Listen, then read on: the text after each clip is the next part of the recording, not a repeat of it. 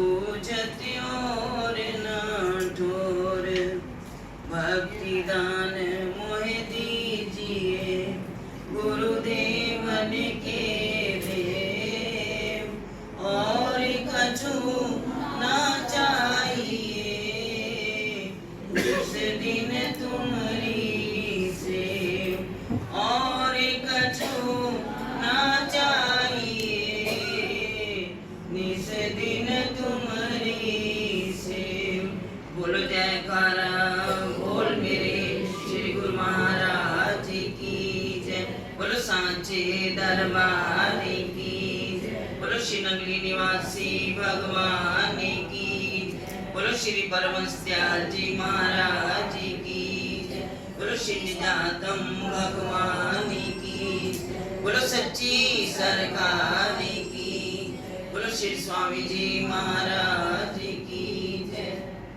हृदय मंदिर में आसीन मेरे श्री भगवान के चरणों में कोटि कोटि दंडवत प्रणाम। सारस्वत मिशन का बड़ा ही प्यारा संत समाज, उनके चरणों में भी कोटि कोटि वंदन। श्री गुरुदेव भगवान की परम प्यारी संगत, आज हम सभी अपने गुरुदेव भगवान हृदय देव श्री सार प्रभु का पावन अवतरण दिवस मना रहे हैं। क्योंकि एक तिथि जो कहते हैं तिथि के हिसाब से वो आती है, और एक तिथि जो है अंग्रेजी के हिसाब से। आज के दिन 14 अक्टूबर सन 1910 में हजूर महाराज जी हम पामर जीवों का कल्याण करने के लिए इस धराधाम पर पधारे थे। वो इस दुनिया में आए, इस कलुकाल में आए और हम जीवों का निस्तार किया, हमें अपनी शरण में लिया और अनेकों लाखों कई करोड़ों जीवों को उन्होंने नामदान देकर सदगुरु के चरणों में लगाया। ऐसे सदगुरुदेव भगवान हमें कहाँ मिले? बड़े भाग्यशाली जीव होते हैं जिन्हें ऐसे सदगुरु मिले। कहते मैंने ऐसा सदगुरु पाया है, मेरा रोम रोम हर्षाया, कि हमारा रोम रोम खुश हो गया जब हमें सदगुरुदेव भगवान ने। कहते ना, हमने अगर उंगली पकड़ी होती तो पता नहीं कहीं ना कहीं किसी मोड़ पर दुनिया के बुलेके में हम छोड़ सकते थे, लेकिन हमारे गुरुदेव भगवान ने हमारी बाजू पकड़ ली। महाराज जी भी ये भजन बनाया करते, महाराज जी ने एक एक अनुभव पर अपना भजन लिखा। मेरे सतगुरु गहरी निबाह, नहीं तो मैं बह जाता। ये तो संसार सागर है जिसमें हम डूब जाते, लेकिन गुरुदेव भगवान ने हमारी बाजू पकड़ ली और हमें भव से पार उतारने का संकल्प ले लिया।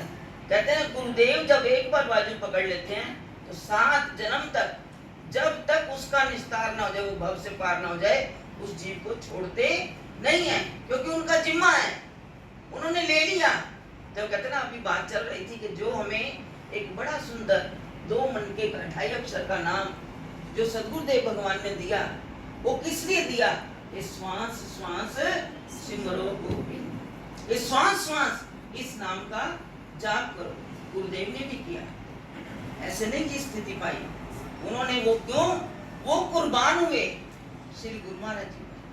महाराज जी के जीवन को देखें तो आप सबने पढ़ा स्वरूप दर्शन में, श्री सार आलोक में उन्होंने फरमाया कि भाई सदगुरु ऐसे नहीं पाया जाता, ये सिर धड़की बाजी लगानी पड़ती। महाराज जी ने लगाई, मारे भी खाई, सब कुछ हुआ, परिवार नहीं मानता था, लेकिन जब दिल की लौ लग जाती है ना, तो दुनिया का कोई भी बंधन उसे बांध नहीं सकता। हजूर महाराज जी ने भी उनके जीवन के विषय में आपने श्रवण किया कि कैसे कैसे उन्होंने सब यातनाएं सहन करके आखिर में कह दिया, अब मैं इतनी दूर चला जाऊंगा। किसको?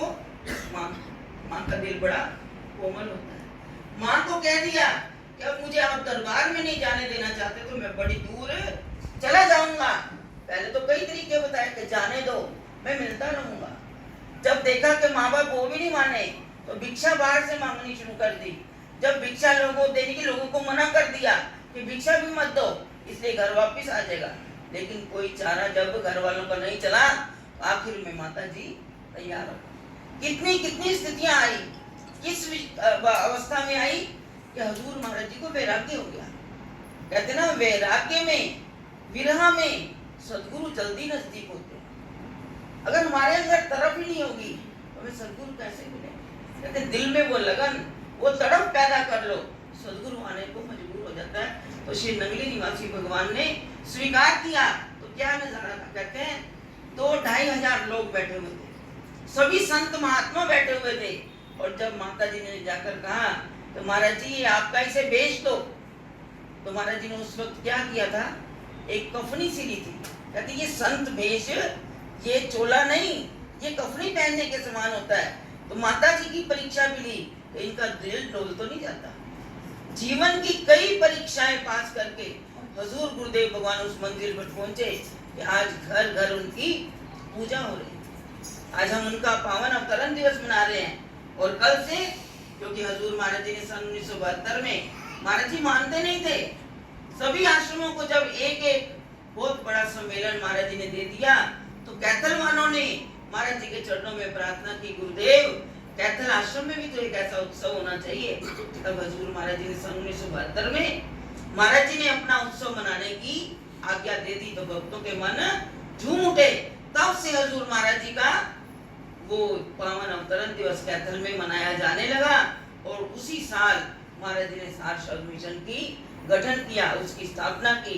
ये सार शब्द मिशन आज घर घर में बुलंदियों पर है, ऊंचाइयों पर है। अगर देखें तो हमारे गुरु महाराज जी के पूरे दरबार में सार शब्द मिशन का जो रुतबा है, ऐसा अभी तक किसी का नहीं। ऐसी किसकी पहुंच थी? हमारे गुरुदेव भगवान की तपस्या, उनकी लगन, उनका व्यवहार, उनका हर एक तरीका, उनके पास सारे तरीके थे। महाराज जी को कई बार संत कहते थे, पता नहीं है केड़ी की दर्शन की है, ये जो दुनिया इनके पीछे लग जाती है। एक बार गुरुदेव भगवान संगत में गए, तो कहते कई बार गुरु भाई भी कई साथ हो जाते हैं। तो एक गुरु भाई महाराज जी के साथ थे। महाराज जी गए डस्का में। जब डस्का गए महाराज जी, तो संगत ने इतने ढोल नगारों के साथ महाराज जी को वो दूर गांव से, उस वक्त तो ऐसा वक्त था वाहन भी कम होते थे, तो महाराज जी को पैदल पूरी शोभा यात्रा के साथ ढोल बजते हुए महाराज जी को अपना घरों में ले गए। जब घरों में ले गए, विशाल सत्संग भी हुए। तो महाराज जी के गुरु भाई वो सब दृश्य देखते रहे। और जब हजूर महाराज जी वहां का सारा कार्यक्रम करके गुरु महाराज जी के चरणों में पहुंचे, वापिस आए, तो हजूर महाराज जी के उस वक्त आश्रम में कार्य चल रहा था, आश्रम बन रहा था। तो महाराज जी ने देखा गुरु महाराज जी की सेवा है, गुरुदेव विराजमान है और सारे ही संत मिट्टी गारा ढो रहे हैं। तो हजूर महाराज जी भी तसले उठाकर वो सेवा गुरु महाराज जी की करने लगे। जब वो करने लगे, जब कोई इंसान सेवा करता तो क्या होता है, अभी बात चल रही थी ना, ये कीचड़ नहीं, ये केसर के छींटे हैं। तो महाराज जी ने जब वो सेवा की, तो उस वक्त तो सारे कपड़े सीमेंट से, मिट्टी से लथपथ हो गए। जब लथपथ हुए, तो जो महाराज जी का गुरु भाई साथ में गया हुआ था, तो कहने लगे महाराज जी को, भाई अब मैं तेरी उस संगत को बुलाऊं डस्का की, कि देखते तुम्हारे गुरु का क्या हाल है। कहने लगे वहाँ वो अपना हाल है, यहाँ गुरुदेव भगवान की सेवा है, इस सेवा से बढ़कर मुझे कुछ भी नहीं। तभी तो महाराज जी को वो आशीर्वाद मिल गया। एक बार क्या हुआ कि हजूर महाराज जी, क्योंकि आज महाराज जी का अवतरण दिवस है, तो लीलाएं किसकी गानी है, महाराज जी की गानी है। तो महाराज जी एक बार अपने गुरु भाइयों के साथ बैठे हुए थे, तो एक व्यक्ति दौड़ा दौड़ा आया, महाराज जी मेरे घर में लड़की हुई है। तो महाराज जी ने एकदम कह दिया, नहीं भाई लड़का हुआ है। तो वो कहने लगे, महाराज जी मैं अभी तो घर से होके आ रहा हूँ। कहने लगे नहीं लड़का हुआ है। तो साथ ही में महाराज जी के गुरु भाई अटल प्रकाशानंद जी बैठे हुए थे। तो उन्होंने कहा तो भाई महाराज जी का नाम लेके छोटा सा नाम लिया। कहने लगे भी नहीं लड़की हुई है। कहने लगे भी नहीं, महाराज जी कहे नहीं लड़का हुआ है। तो जब महाराज जी ने 2 बार इसी बात को 3 बार रिपीट किया, तो उस वक्त स्वामी अटल प्रकाशानंद जी ने कहा, भाई जाकर घर जाके देखो तो सही, जो सार कह रहा है वही शायद सच है, ये झूठ नहीं बोल सकते। इनकी वाणी पर गुरु महाराज जी का आशीर्वाद और सरस्वती विराजमान है। कौन गुरु भाई अपने गुरु भाई के विषय में ऐसा कहे? तो अटल प्रकाशानंद जी ने कहा जाओ घर में जाकर देखो।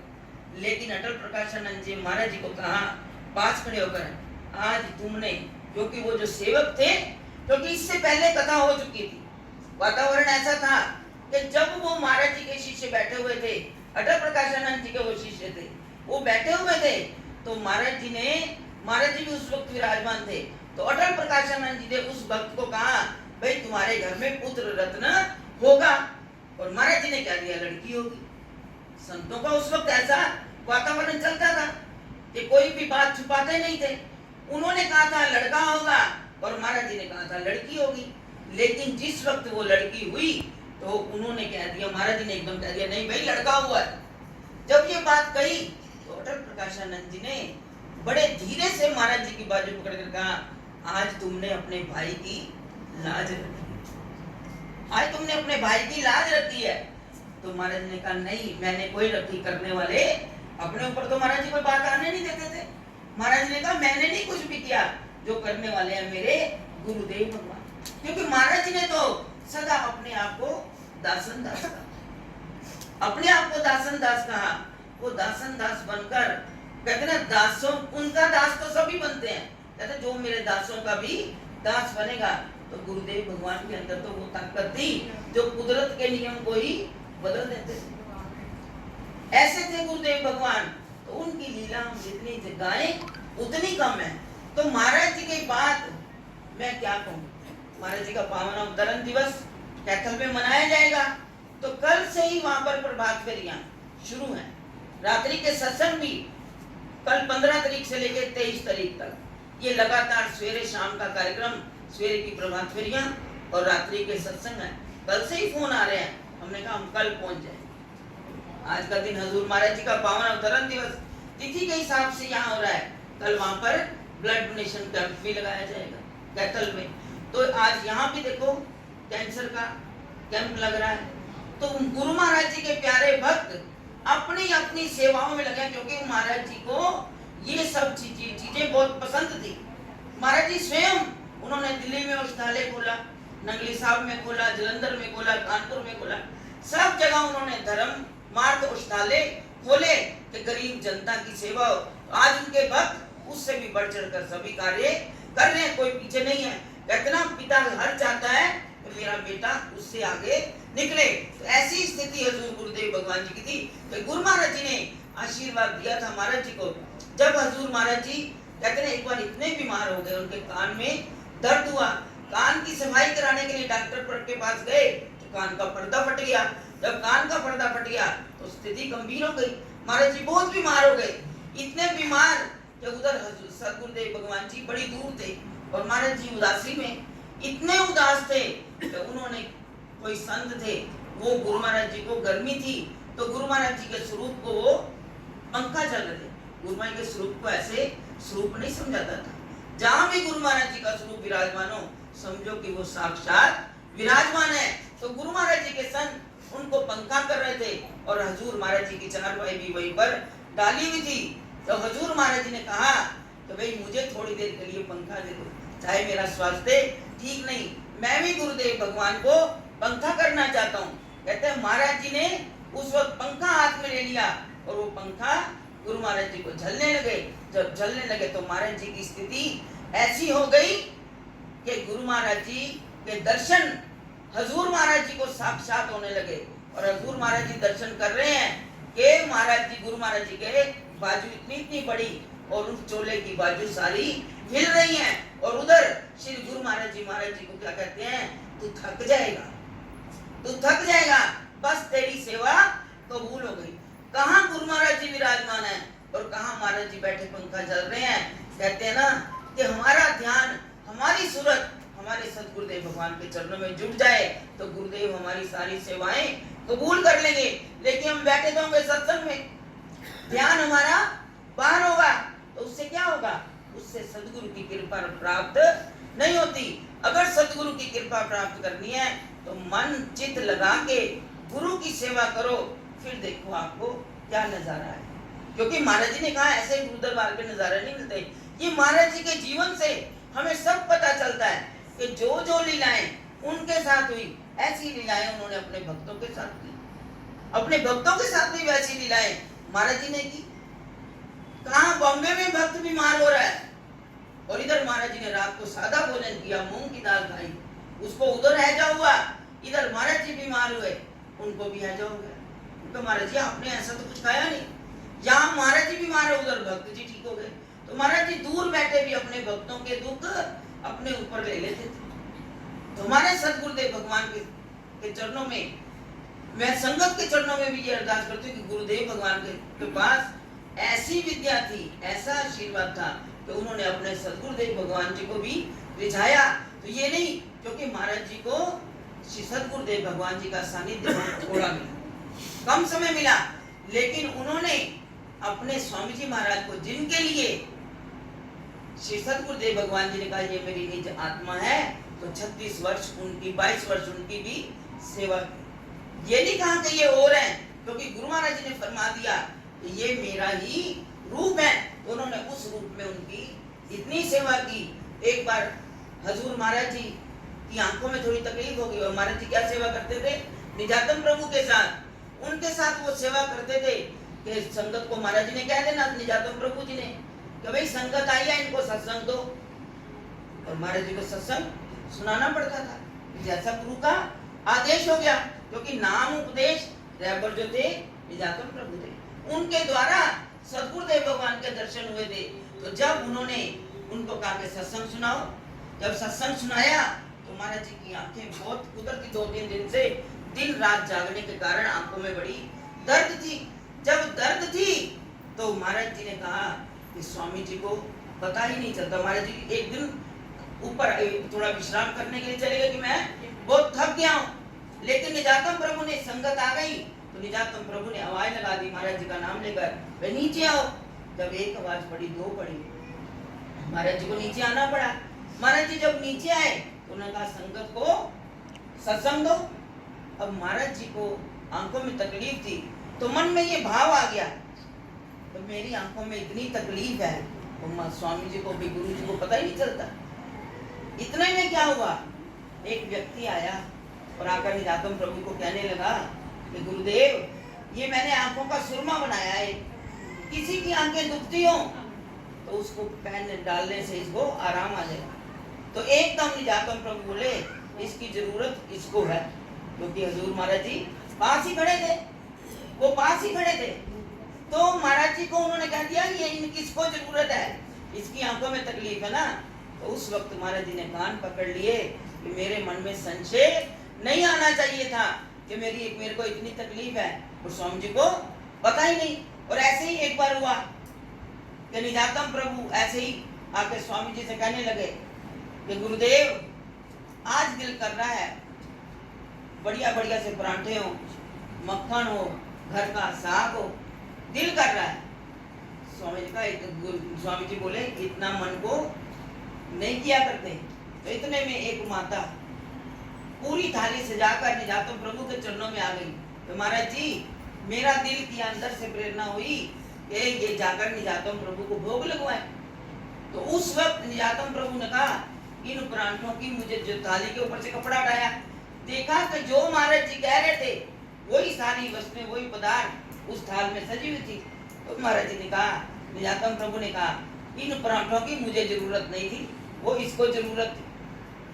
तो महाराज कहते थे जो जो चित्त में साध जन सोई सोई लेता मां। उस वक्त महाराज जी ने सवाल कर दिया उस माता के आगे, माता सच्ची बताओ ये आपको किसने कहा कि आश्रम में अभी सवेरे सवेरे परांठे लेकर जाओ? बल्कि मैंने बनाए तो अपने पति देव के लिए थे, खेत में लेकर जाऊंगी, लेकिन जैसे ही मैंने थाल सजाया तो मेरे अंदर से एक आवाज आई कि ये थाल ले जाकर निजातम प्रभु को अर्पण करो और उनको पहले भोग लगाओ फिर देने जाना। तो उस वक्त निजातम प्रभु ने कहा कि मन में कभी भी कोई धारणा नहीं करनी चाहिए, क्योंकि गुरुदेव को बड़ा ही कष्ट सहन करना पड़ता है। कहाँ जाकर प्रेरणा थी? तो ऐसे ही नंगली निवासी भगवान वो भी सबके दिलों की जानते थे, और निजातम प्रभु उन्हीं का ही रूप थे, वो भी सबके दिलों की जानते थे।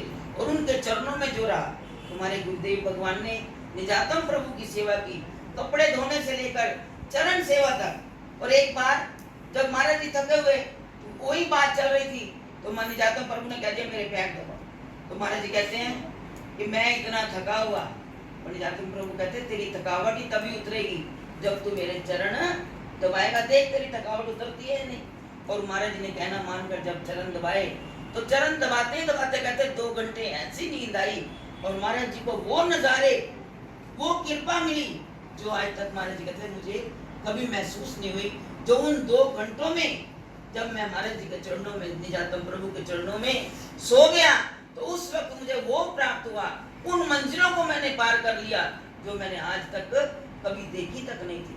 तो गुरुदेव भगवान के दर की सेवा पता नहीं हमें क्या क्या बना देती है। अभी सुना ना आपने, भाई लैना जी को कितनी ऊंची पदवी मिल गई, गुरु घर की सेवा, अमरदास बन गए हैं। तो इसलिए गुरु घर की सेवा जितनी करो।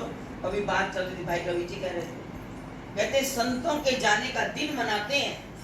तो हमारे संत साठ सदानंद जी, यही नाम था माता जी का, तो उन्होंने हमें उनको देखा कि सेवा करते और हजूर महाराज जी बड़ी बड़ाई करते। हमारी बहन जी बैठे हुए हैं, रमेश पूनम जी, और वो दोनों इकट्ठे ही गुरु दरबार में सेवा करते थे। और महाराज जी दूसरे सत्संगों में जाकर लोगों को सुनाते थे कि आकर देखो इतनी इतनी सोने का चूड़ा पहना होता है और आकर गुरु घर में बर्तन मांजते। ये महाराज जी प्रमाण दिया करते थे कि हम अपने कपड़ों को ना देखें, अपने वस्त्रों की ओर ध्यान ना दें, गुरु घर की सेवा आपका बेड़ा पार लगा देती है। और आज उन्होंने जो सेवा की हुई है, कितने वर्ष उन्होंने महाराज जी की सेवा की, तो महाराज जी ने कृपा की, उन्होंने इस भगवे वेश में रखा। कहते हैं गुरु दर पर आने से तकदीर भी बदल जाती है। उन्होंने कहां से कहां पहुंचा दिया कि आज जो है संतों की स्मृति इसलिए मनाई जाती है। महाराज जी कहते हैं गृहस्थी जाता है तो उस वक्त आंखों में आंसू होते हैं, लेकिन संत के जाने पर ढोल नगाड़े बजाए जाते हैं, शोभा यात्रा के रूप में उन्हें ले जाया जाता है। क्योंकि वो अपने गुरु के चरणों में ये कहा जाता है, हम क्यों भजन गाते हैं, तेरे चरना दे विच आके तेरी मेरी तोड़ निभ जाए। तो उनकी तोड़ निभ जाती है। वो उजले मुंह इस चोले पर, महाराज जी हम कपड़े पहनते थे ना, तो कपड़ों पर कभी किसी वक्त काम करते हुए, रसोई में काम करते हुए, भाई जी ने एक दिन चोला पहना, रसोई में काम कर रहे थे, तो महाराज जी ने बुलाकर कहा किसी कपड़े के ऊपर अंगीठी, उस वक्त अंगीठी का वक्त था, अंगीठियां जलाई, कोले डाले, वही हाथ जो था चोले के साथ लग गया। तो चोले के ऊपर थोड़ी सी कागज देखकर कोयले की, तो जो भाई जी काम करते करते ही नहीं पता, तो महाराज ने कहा बेटा ये भगवा वेश है, इस पर कभी दाग, इशारा होता है महापुरुषों का। तो महाराज जी कहते हैं चोले पर दाग नहीं लगना चाहिए। और हमारे महाराज जी किस पदवी के मालिक थे, जब महाराज जी को भेज दिया, भाई जी को भेज दिया, तो यही आंगन में बाहर बैठे हुए, बाहर महाराज जी का पलंग यहाँ लगा हुआ था, ये एक दरवाजा बंद किया। महाराज जी इतनी मर्यादा में रहते थे कि गुरु महाराज जी का मंदिर खुला हुआ है तो मैं ऊंचे आसन पर नहीं बैठूंगा। तो महाराज जी जब बाहर पलंग पर बैठते थे, कहते थे कि मंदिर का दरवाजा बंद कर दो, मैं गुरुमाई के सामने ऊंचा नहीं बैठ सकता। हमने देखा महाराज जी आसन, महाराज जी नीचे आसन बिछाते थे बिस्तरा, तब कमरे में जब बहुत गर्मी होती थी तो यहाँ गुरुमाई के चरणों में महाराज जी विश्राम करते थे। तो उस दिन महाराज जी बाहर विराजमान थे, कड़कता धूप ऊपर निकलती हुई है, दोपहर की गर्मी, 11 बजे का समय, सूरज निकल आया। तो भाई जी को एकदम महाराज जी बुलाते हैं, क्योंकि महाराज जी ने आज्ञा दी थी कि सिर पर कपड़ा नहीं लेना, तुम मेरे भाइया नहीं, तुम मेरे महात्मा। महाराज जी ने हमें आज्ञा ये दी हुई थी, तो आपने सिर पर कपड़ा नहीं लेना। तो वहां बैठे हुए, तो भाई जी ने सिर पर कपड़ा नहीं लिया हुआ था, तो वहां बैठे, तो महाराज जी ना धीरे धीरे भाई जी के सिर में हाथ फेरने लगे। तो कहने लगे भाई जी जब गुरु महाराज जी को दंडवत करके आ कि खूब तेज बारिश आए। भाई जी कहने लगे महाराज जी, क्योंकि इनके मन में थोड़ा सा संशय आ गया कि महाराज जी इतनी तो धूप निकली हुई है, आप मेरे को कह रहे हैं दंडवत करके आओ। तो महाराज जी को आप तो मेरा कोई शायद हंसी से बात कर रहे हैं। तो कहेंगे महाराज जी मैं आपको दंडवत कर देती हूँ। कहते नहीं मैं कह रहा हूँ ना कि गुरु महाराज जी को दंडवत करके और कह गया कि भाई बारिश आ जाए। भाई ने 2-3 बार जीरा की, जैसा अपना मन है। तो उन्होंने कहा कि महाराज जी मैं आपको कर देती हूँ। कहने लगे नहीं गुरु महाराज जी को करके आ। आखिर भाई जी को बात माननी पड़ी। जब आके यहाँ दंडवत की, वहां सूरज निकला हुआ, दंडवत करने की देर है, इतनी मोटी मोटी बूंदे, इतनी तेज बारिश ऊपर से आनी शुरू हो गई। जब ये बाहर आए तो महाराज जी ने पता क्या कहा कि भाई जी मैं तेरे को सिलक का चोला और सिलक का ही कचहरा दूंगा। महाराज जी ने ये कहा कि मैं सिलक का चोला दूंगा बारिश आ जाएगी। तो ये अपने मन में कहा गुरु महाराज जी लाज रखना। दंडवत की, बाहर बारिश आनी शुरू हो गई।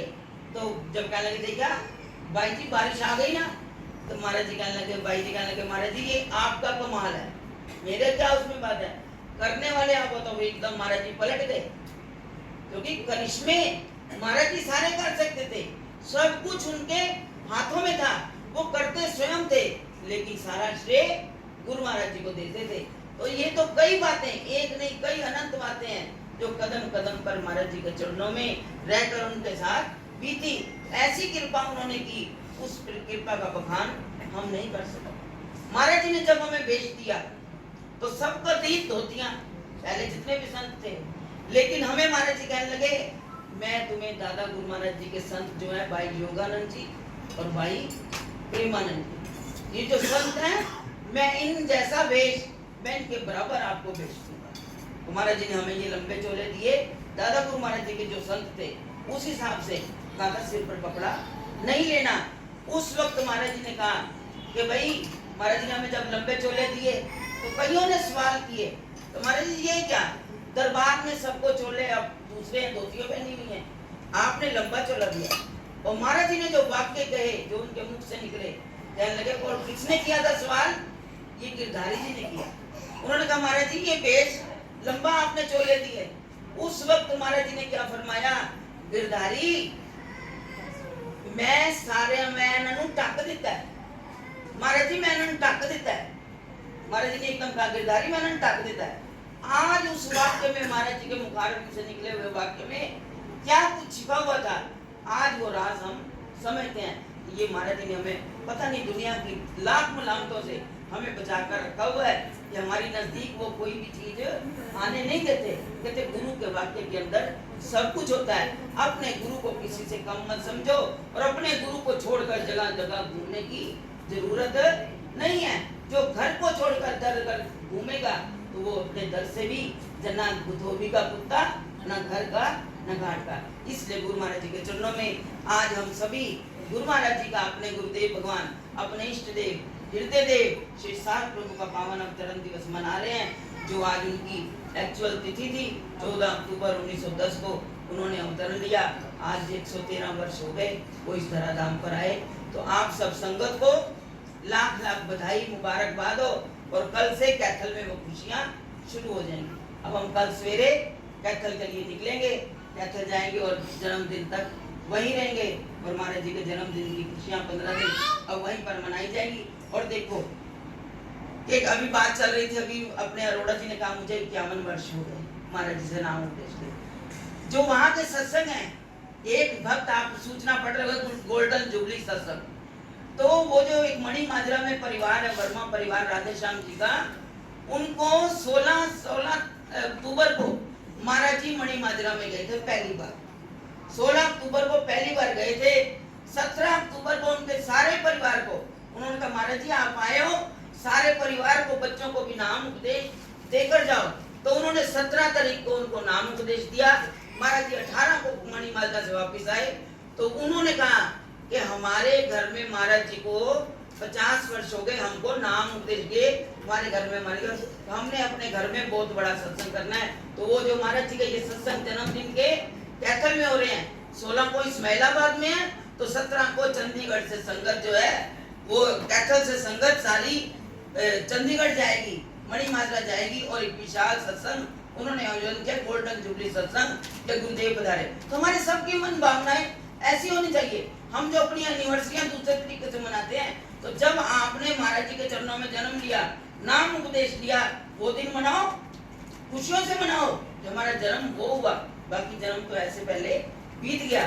तो गुरु महाराज जी के चरणों में आकर हमें जो है कभी बात हुई कि हमें नाम सिमरन करना चाहिए, भजन करना चाहिए और गुरु की सेवा करनी चाहिए।